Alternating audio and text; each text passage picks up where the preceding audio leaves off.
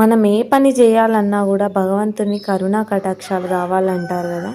నిజంగా నేను వీడికి రావడం ఒకటైతే ఇక్కడ పక్కన వీళ్ళెవరో కూడా నాకు తెలియదు.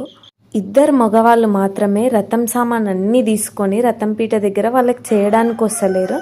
జస్ట్ పిలిచి కొంచెం చెయ్యమ్మా అంటే సరే అని నేను హెల్ప్ చేసిన. పాపం వాళ్ళు అన్ని ఐటమ్స్ అయితే తెచ్చిర్రు కానీ ఏది ఎక్కడ ఎట్లా పెట్టాలనో వాళ్ళకి తెలుస్తలేదు. అన్నీ నేను పెట్టించిన.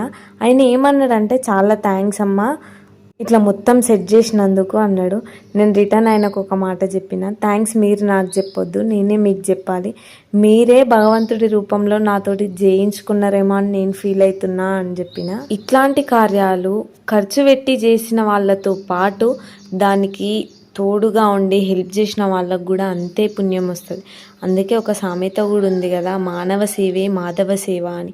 మాధవుడికి చేయకపోయినా డైరెక్ట్ మానవునికి సేవ చేస్తే అది మాధవుడి వరకు వెళ్తుంది. మన వాళ్ళ దగ్గర ఇవి చేయడం ఓకే, కానీ అపరిచితుల దగ్గర కూడా చేయడం అంటే కొంచెం స్పెషలే కదా. దీన్ని నిజంగా నా అదృష్టంగానే నేను భావిస్తున్నా. భగవంతుడికి అన్నీ తెలుసు, ఎవరికి ఏది ఇవ్వాలి, ఎవరి నుంచి ఏం తీసుకోవాలని.